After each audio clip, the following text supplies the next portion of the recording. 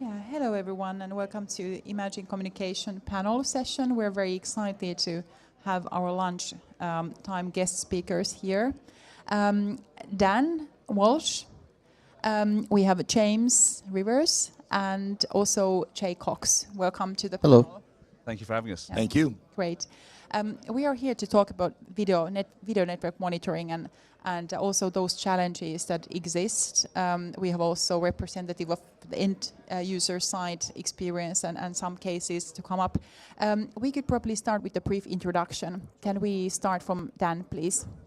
Yes, Dan Walsh, Senior Vice President of Product Management with Imagine Communications, overseeing our ad tech product portfolio and our new IMS, Imagine Monitoring Solution product. So thrilled to be here. Yeah, sure. James Rivers, Senior Playout Technical Architect at Imagine Communications, looking after, as what it says, everything in playout and technical architecture, and obviously monitoring plays a big part of that. Hi, I'm Jay Cox, and I'm with AnyVid Solutions, and we develop solutions such as monitoring, and we work very closely with a lot of customers, and we have a lot of experience with what they want and what they don't want. Excellent. We can start with James, you, and also the kind of to describe the status quo to set the context for the discussion. So we know that industry is transforming quickly and moving to software-driven workflows and all of that. Monitoring is becoming increasingly important. How would you describe the current challenges that you're facing? It's a big question, but... Yeah. I thought these were easy questions, but yeah, so... let's be honest and frank, we've always gone through change as an industry. And you know, this is normal. I think more so now as an engineer working in this industry, you need to be more than the broadcast engineer. You need to be a network engineer, a software engineer, you need to wear many hats.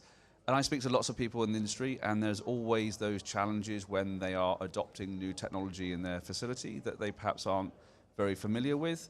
And that's a different subject on skills and education, but providing engineers with the right tools to be able to understand what's happening within their facility, because now, of course, going from, let's say, an SDI plant to a 2110 infrastructure or an IP infrastructure where some things aren't readily obvious to you because they're in a switch, they're in a mesh, et cetera, and obviously then we go forward and we're in cloud and what have you, rather than being on-premise.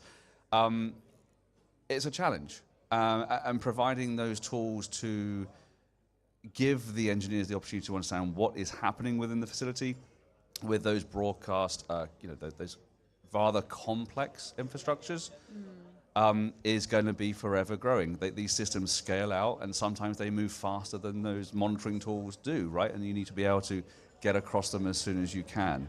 And like I say, I'll go back to what I say, there's always change in our industry, but for this particular topic, being aware of what is happening and getting across it as soon as you can is paramount. These systems are architected and designed to be highly available, and therefore things could be going wrong in the background and you're not actually aware of what's happening until it turns into a bigger problem. So being proactive and giving the people the information about what is happening on their platform is absolutely critical.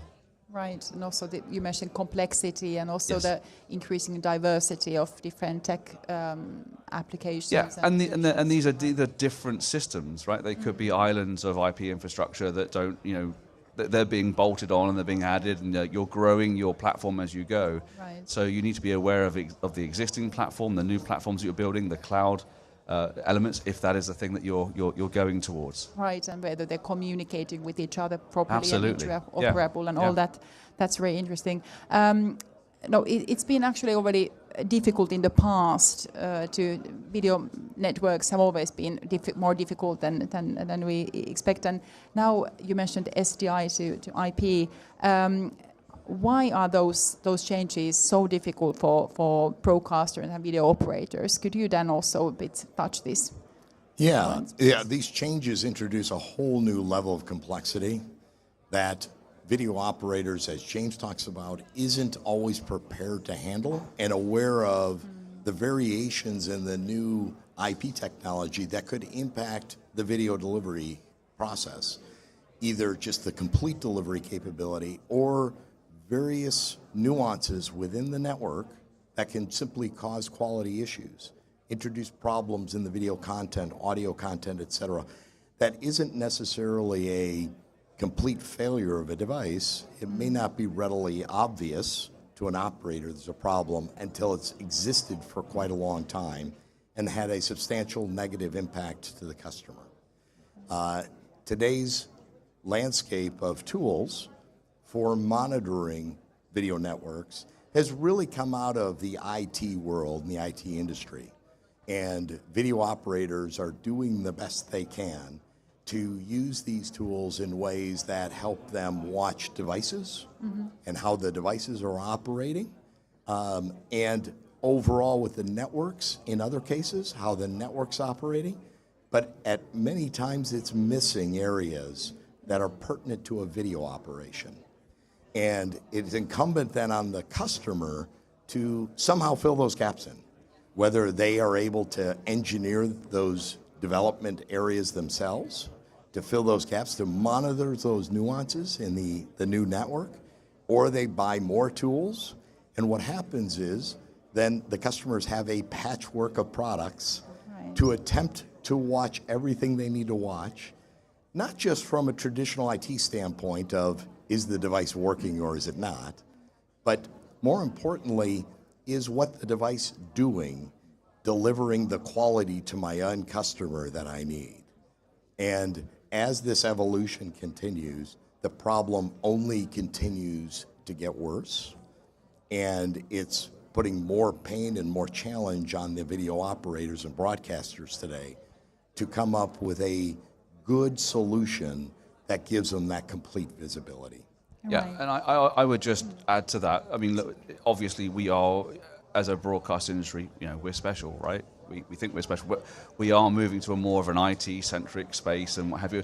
And those network monitoring tools are based upon the existing IT infrastructures. But we are still broadcasters and video engineers, and we need a little bit extra, right, to see what's going on. And I think sometimes that isn't catered for, right? That isn't sort of delivered to those people who need that information in a broadcast sort of engineering aspect. Right. Yeah, and bring absolutely. Oh, no, I would just probably add to that even, if you guys don't mind me adding to me. Basically, along this lines of the new technologies, what's interesting is the transition from, more of an SDI environment to multicast. What you end up with is now with two different groups, right? You're going to end up with the group that's managing the switches and the routers, the IT guys, the guys who've always done this. And then you have the video guys who know their video. Well, guess what happens? Now you get conflict between the two departments, right? Because now the IT guy says, well, it's just data, just like any other data. It doesn't matter. Where the video guys know, well, yeah, it very much matters, delivery of when I get my packets. And so without some sort of a solution that can bring out all those metrics, it's always going to be finger pointing. It's your problem. It's your problem. You got those metrics in place. Now you can actually focus on what the problem actually is. Right. It's actually linking what we had already as brief discussion before about the tools, and now matching with those skills, and also what you mentioned, those gaps. We've seen also some skill shortages in the industry, and also this kind of lack of communication. It's in the monitoring space that can be very fatal. So how are you, according to your experience, how are the network operators addressing and broadcasters addressing now, or trying to address these issues that emerge with move to IP-based networking? Sure. Right now, obviously, there's a lot of challenges in how they're doing it, and nothing, frankly, is really giving everything they need right now. So one of the first things that you're going to have a problem with is what monitoring solution? Well, guess what? The IT group already has their monitoring solution, and the video guys already have theirs. One of them may be using just cacti because they only care about network parameters, right? Now you got the video guys. They're like, well, we're going to go with this really expensive system. I won't mention any names, but and this system's going to do this and this and this. And then once they get locked in, it's like, oh, I need this license. Oh, I need this license. Right. Or maybe they went the other way. Maybe they went completely open source with something like a Prometheus, right? Or one of the other ones out there. Well, the problem with all these solutions is now you have 5 departments that all have their own monitoring, right? Right. And none of this is actually pulled all together so you can see the video, so you can see the data, so you can see everything around it. So that's a huge problem. And as Dan pointed out, very often these solutions are never geared toward video. Another thing that I find is, from hearing from everyone, is a lot of these monitoring solutions are either more geared toward network or individual devices. So, you know, it's a monitoring system where basically you put clients on your Linux machines and your Windows machines, right? And pull those data in.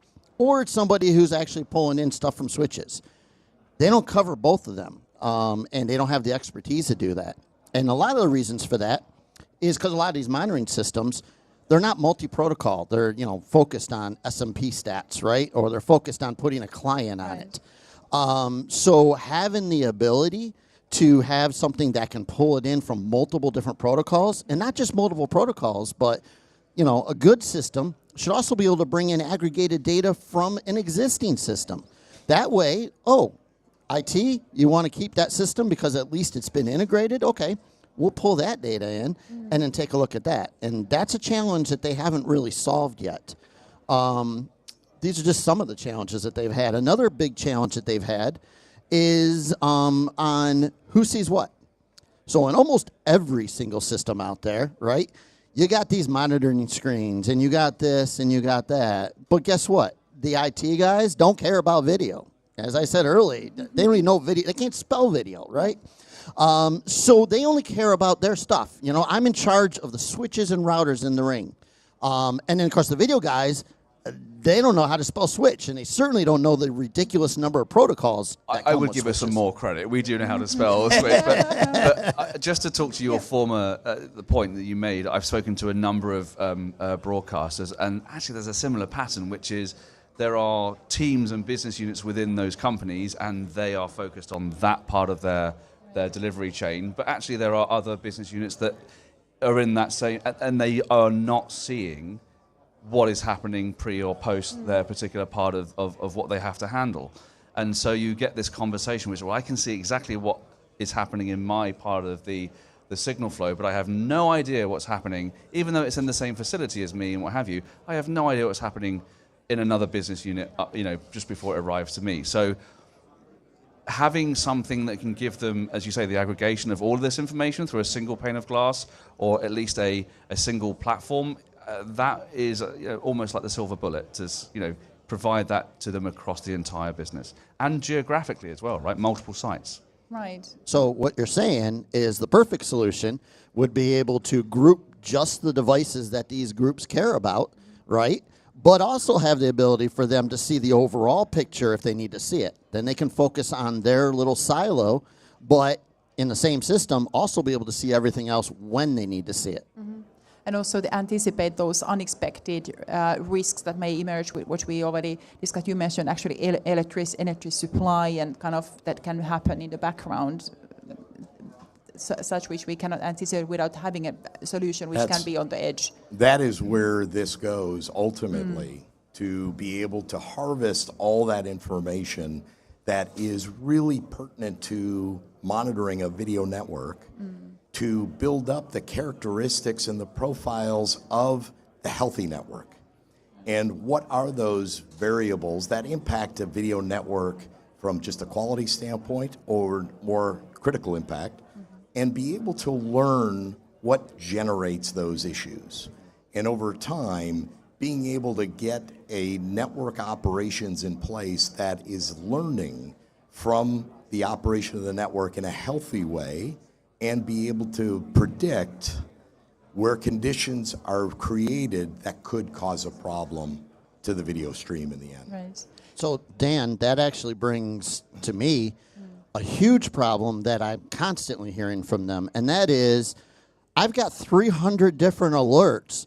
What does any of this mean, and why am I looking at these? So having a system that is smart enough that it can filter those, or at the very least, come up with suggestions of what the problem might actually be, versus looking at 300 metrics, and they've never even seen these metrics before.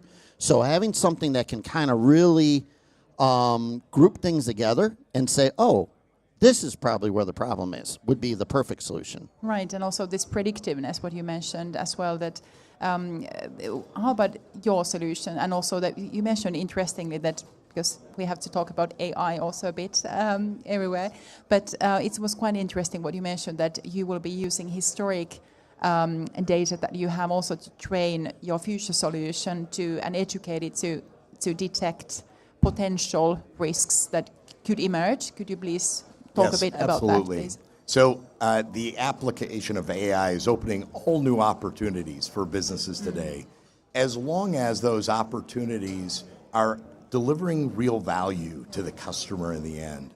And at Imagine as a whole, and us specifically, are utilizing AIs in ways to discover opportunities we can deliver more value to the customer. And one key area there is utilizing AI technology to begin learning the characteristics of a healthy network. And on top of that, the variations in the network that, if not addressed, will ultimately lead to an issue. And that continued learning requires quite a bit of historical data and needs to interactively with the customer be able to understand how that customer deems their healthy network, how they react to issues that occur within the network, things they consider are problem versus not problem. Continue that learning to the point where now the AI is providing analysis to help predict potential issues based on the way the network operates and the way the customer wants their network to operate, and they characterize good or bad situations within that network. That is a very good use of AI, which is what we're looking at here and utilizing with our plans forward. Yeah, I would just add to that AI should be used in a manner which you don't generate false positives. You are actually using it in a manner that is benefiting you as a business, rather than it's there, so I will use it because it is AI. But it has to be used in the correct manner, and it has to be governed, and it has to give, as Dan said, actual value to the end customer, to provide the information correctly, and that's when we should really be using that type of setup. So I'm going to go at it from a technical perspective. So I, and everyone who knows me knows this, I am very anti-AI and pro-AI all at the same time. And that is because AI has become a marketing term. I guarantee you can go anywhere on this floor, and every single booth you're going to go to is, we're AI, we're AI. You know what that is? It's the same thing they've always had. It's advanced queries. It's just basically asking questions and getting an answer, or it's doing basic stuff. I'd like to give an example of what true AI would be in a monitoring type solution, if you don't mind. And that is, what if you could take a look at various metrics and determine that something is going to fail a month ahead of time? Wouldn't that be cool? Well, guess what? It's not that hard for AI if it's done right. So, for example, you can take, if you have 100 devices and they're all the same exact model, right? You can start looking at specific metrics. Maybe it's voltages, maybe it's temperatures, maybe it's something else. And you can start looking for outliers. These would be certain devices where those are maybe elevated or they're lowered. Maybe it's a low voltage or a high voltage. However, still 100% within spec, which means it's not going to ever alarm. But if you take a look at that and then you tie it to a few other metrics that are slightly out and more of an outlier on the same exact devices, that could be indicative of something that's going to happen. You might actually be able to detect a power supply failure because of dried capacitors or because of some other issue automatically before it even happens. Now you do a maintenance window, you swap out that power supply, there's never been an outage. So predictive analysis, that's a good use of AI. Absolutely, very exciting. And also, still going back a bit to your solution and this comprehensive solution. So, what is now the current? What are you now showcasing, especially here, as we are at IBC? So, from an Imagine standpoint, we've been in the industry now for decades and providing solutions to broadcasters around the world. And that has given us a wealth of experience, not just in the products we provide, but understanding better the experience our customers are having with managing their own operations and working closely with them as we put in our solutions and we work with partners to integrate solutions. Undoubtedly, it's creating these challenges we talked about here. What we're doing is we're providing, based on all that learning, a new solution that ties all this together, that brings together both the value of the IT-based monitoring world with the areas that are germane to a video network operation and the things that are most critical to operating a healthy video network in a single solution that will work with other solutions.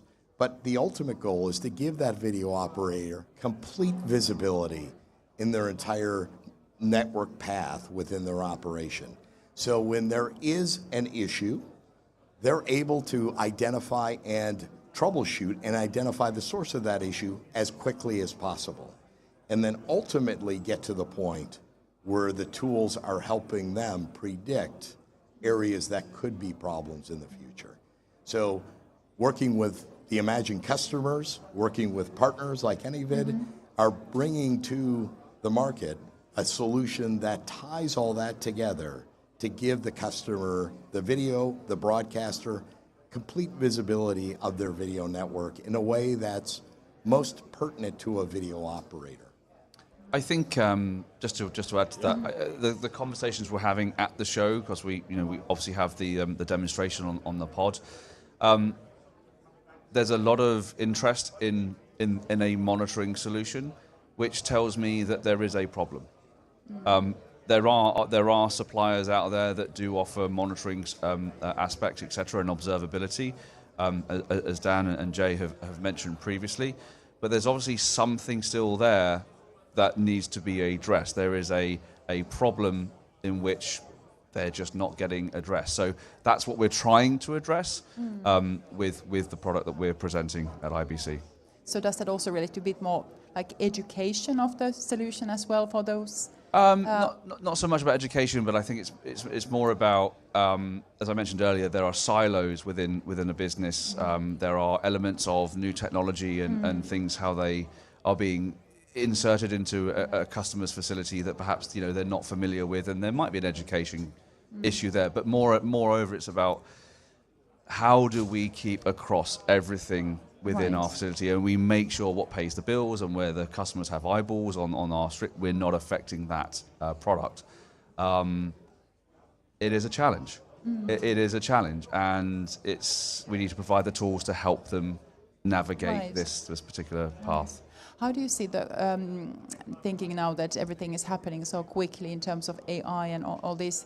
Everyone is a bit confused still. I mean, according to our data, still end users might be confused at how they can apply AI and solutions that are assisting it and coming to their suppliers asking that what can it do for us, and what is that component, AI component in the tech solution? How is it helping us? And then they could discover actually that it might even increase kind of internal intelligence to support decision making and things like this. So how would you see your customer needs evolving now that everything is in this very quick transformation process? Please. I think, I'll jump in, but I think there's still a lot of uncertainty in the market.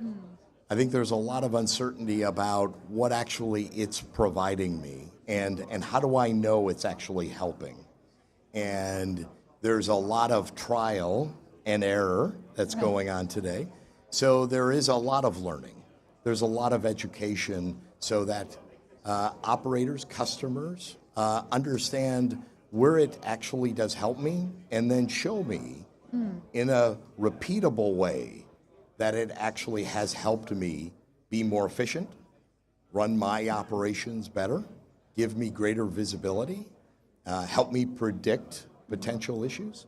The market's moving there, but it's still an education to help everybody understand where it is providing value, where it is benefiting the end customer, and that will take some time.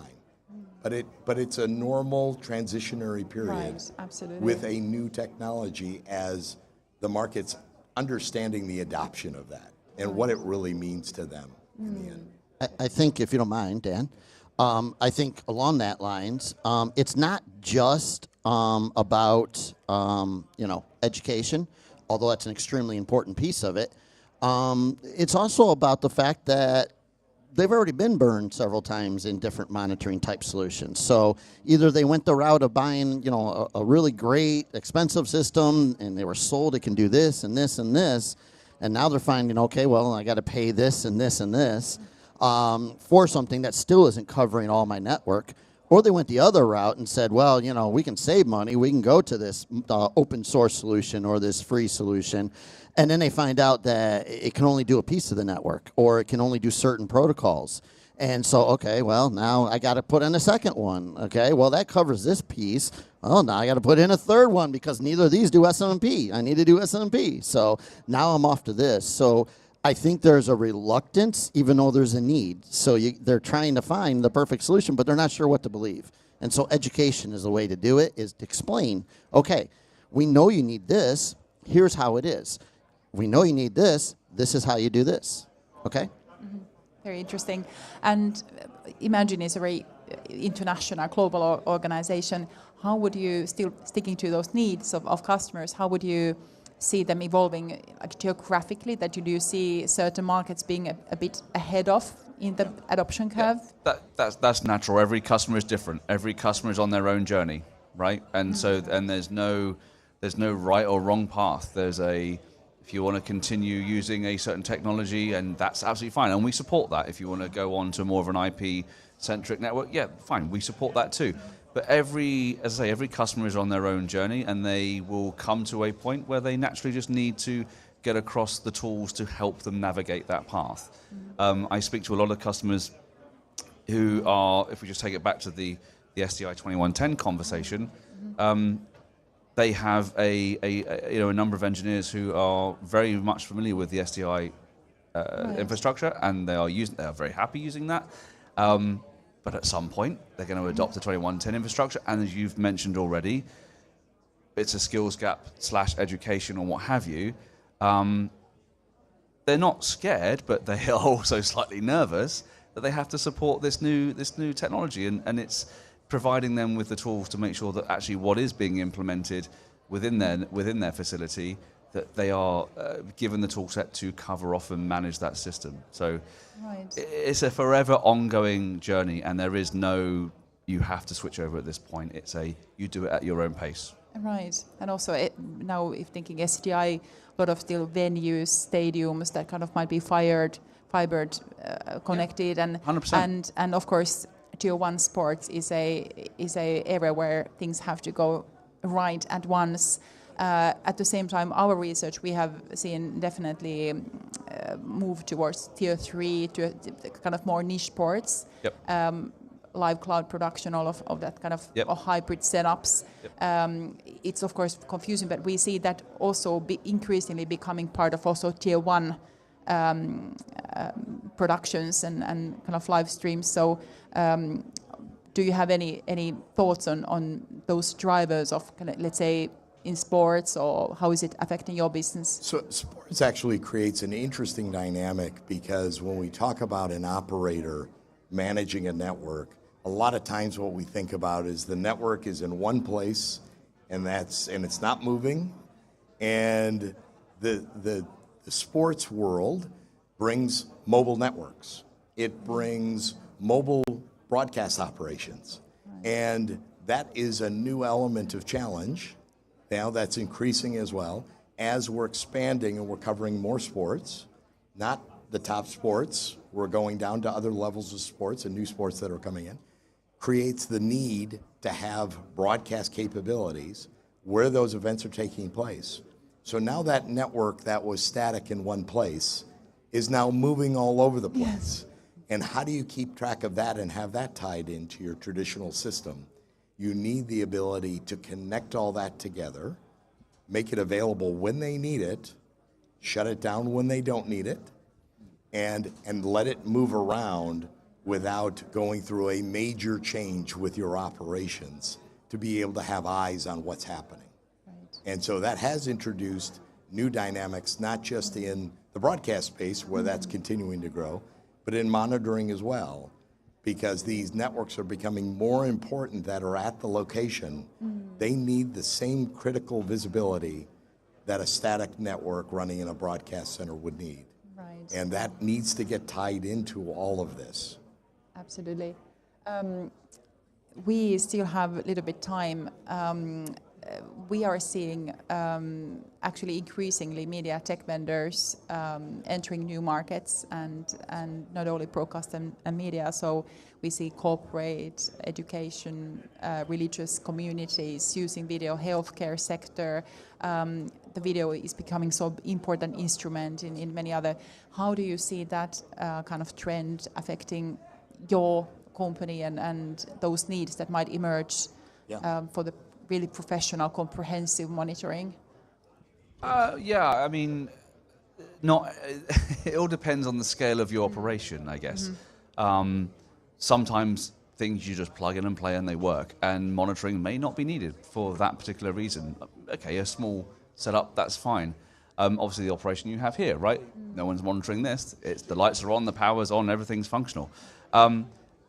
As you scale and you grow and you build out your system, it does become harder to keep across what is going on. And you're right, there are new markets where people have got completely no idea, and they rely on us to help them get through that. So as they come to us and they're going through that process, yeah, we will provide them the tools to navigate that journey.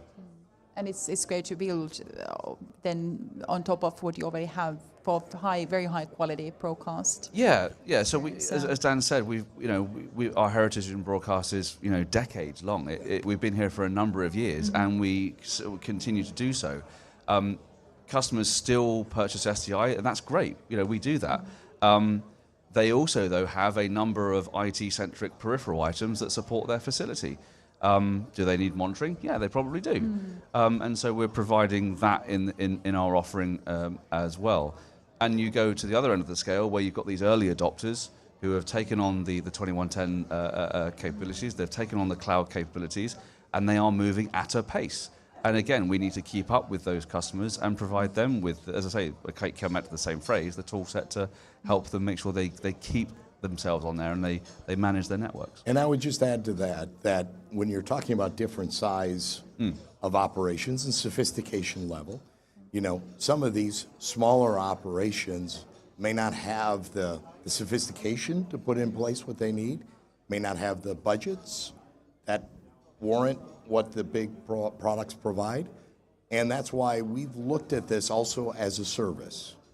And as a service from Imagine that scales based on your operation size and sophistication, where we could provide a solution to a smaller operator at a scale that's commensurate with where they're at, but also scale up to the very large operator and broadcaster and have a sophistication level that meets their needs as well.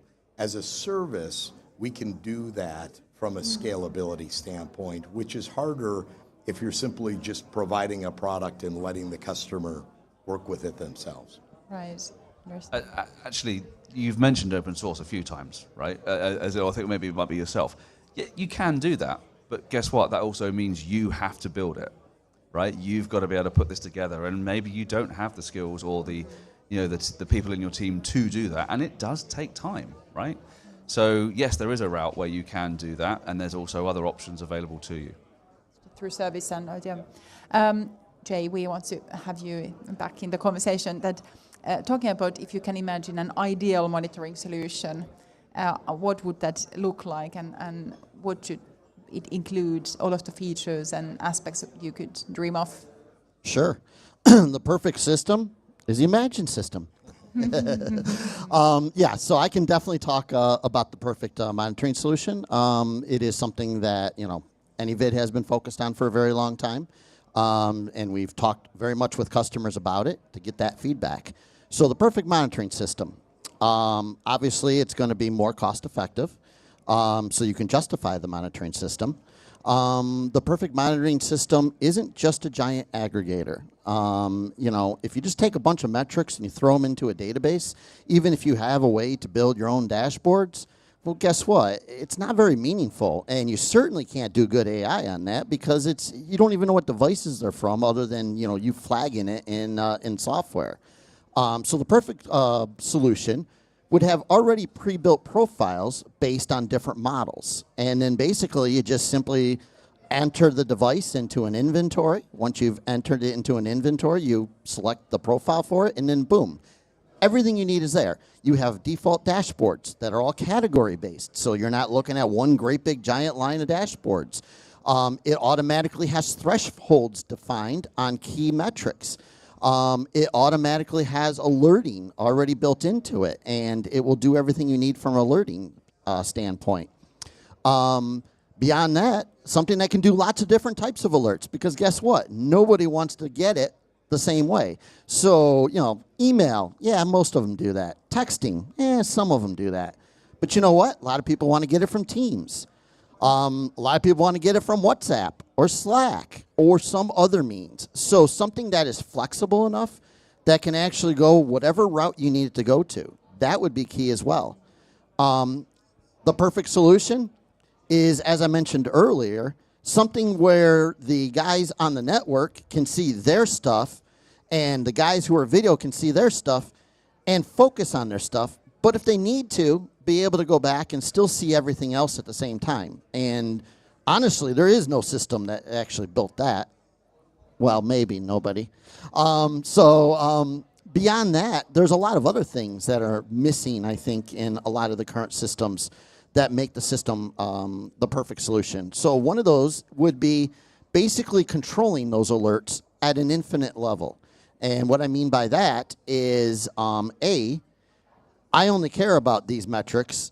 I'm the network guy. I want to know when my switches are going bad. I don't care if something's happening in a video device that's not affecting me. So having the ability to build alert groups where that alert group ties just the things that you want metrics for, and then the other guy over here can get his metrics. So we're back to silos, right? Our goal is to make silos less of a silo. So they can go ahead and have their alerts separate from theirs. And, the perfect system would allow you not just to have one alert group per person, but what if I want two different alert groups? I want to join this one for these metrics, and I want to join this one for these metrics. So, again, I can confidently say that does not exist. Or maybe doesn't exist. Sorry. But not just that, but also escalation levels tied to that same alert group, so it's simple to set up. And what I mean by that is you can actually have the first escalation level, right? I like to call that the technician level, right? At the technician level, those are going to be immediate alerts. And in that alert group, I can have just these people get those alerts. Well, then I can set a second escalation level that's maybe 20 minutes later. Okay, the technician hasn't solved the problem. Now the alerts are going to go to the supervisors as well, okay? And then maybe an hour later, we set a third escalation level. That's the managers, that's the someone just got fired type level, right? You couldn't take care of it. Okay, we need this done. We've been down for an entire hour, and we're a broadcast station. That's really bad. So having that flexibility would be key as well. I see you want to say something, so I'll stop. No. It's interesting. Just slightly zooming out on those. That would this all be also user friendly and easy to use? Because what we've learned that these kind of tools are becoming, they must be increasingly easy to use because of also all those new profiles that are coming into the not only IT and not only the kind of the network side. So sounds very good. How can we kind of match it with this user friendliness? I don't know if you're going to say the same thing as me, but I think I think we all were. Well, I think the user experience is paramount, right? If you have a bad user experience, then it's not helping anyone. Yeah. If you provide a user experience that's intuitive and is actually, as to Jay was saying, it's flexible and scalable and can grow with the demands of what you're building out as a company, that is absolutely critical. In terms of the perfect monitoring solution, it needs to be adaptable, it needs to be flexible and scale with you as you grow your business. And yeah, the user experience is absolutely critical. And giving that full scope view of the entire network. You know, regardless of what the devices are, regardless of what the processes are, I want to see the entire network. So when something does happen, I want to know how the entire network was operating when something occurred so I can avoid it in the future. And if you go at it from just an individual device standpoint level, you're missing that entire, level of view that is pertinent for truly advancing a video operation. Right. So I would take it one more step. The perfect one along this exact same lines, ease of use and ease of visibility.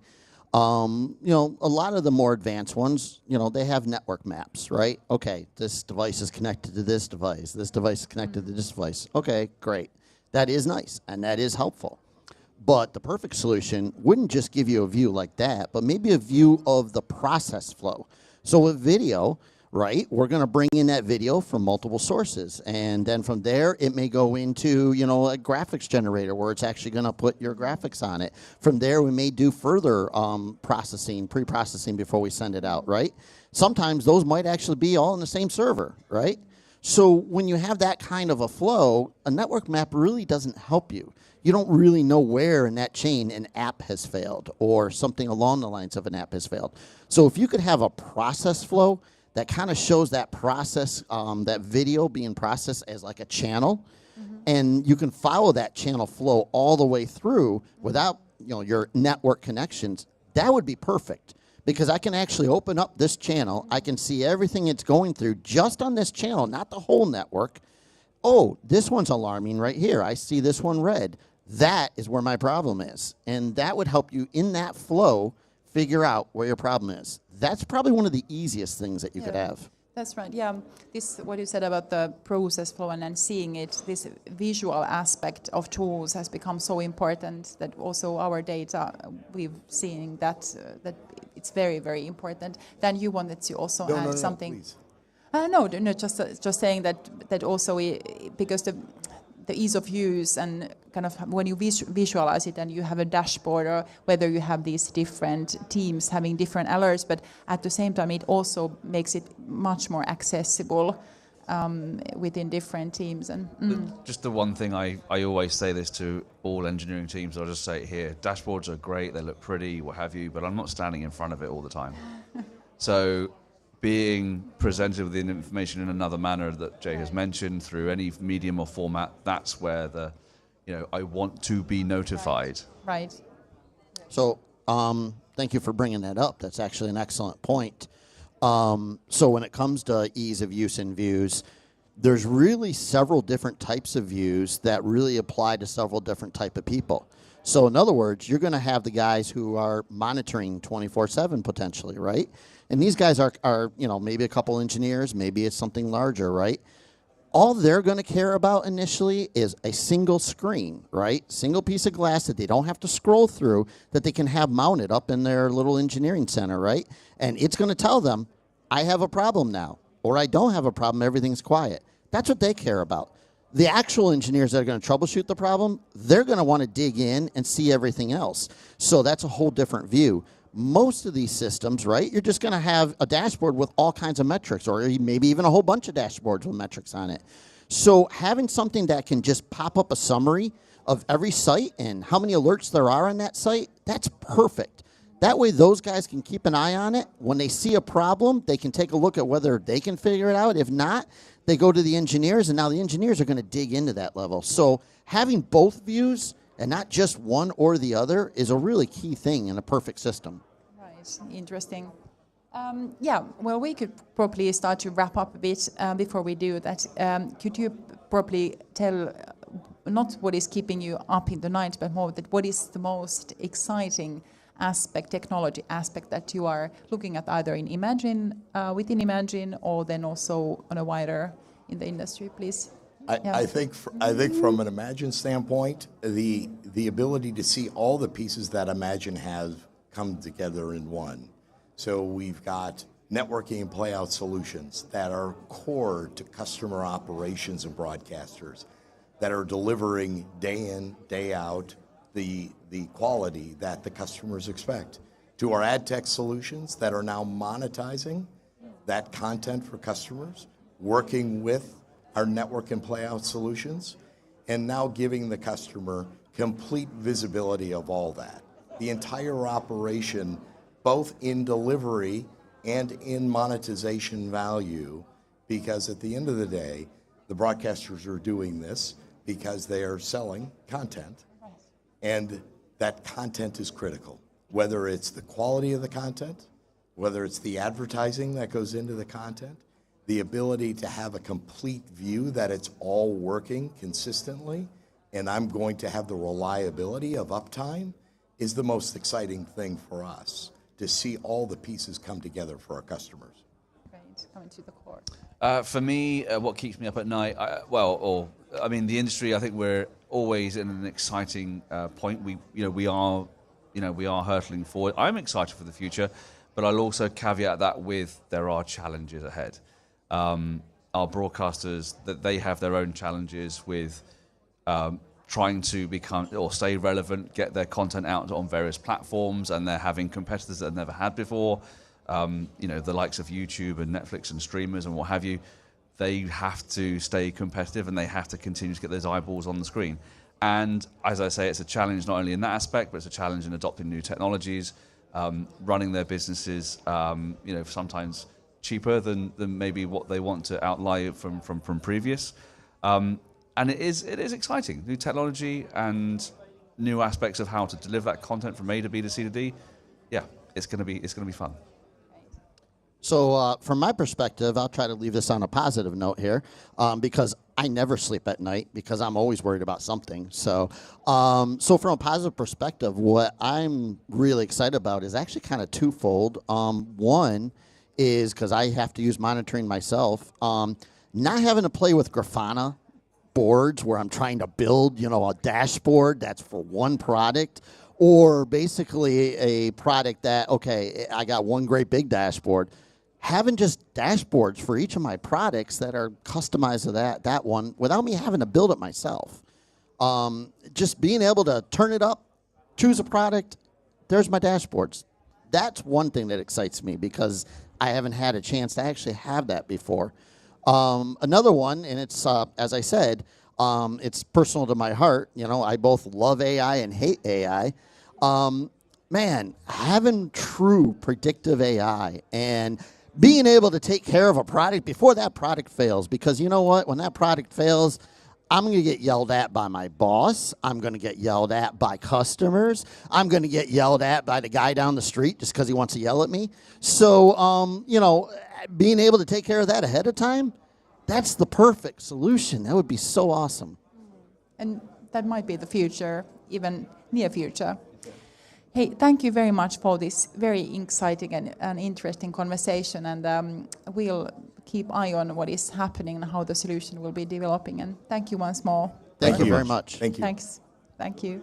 Yes, and more content and videos we see on IABM TV. Thank you. Hey guys.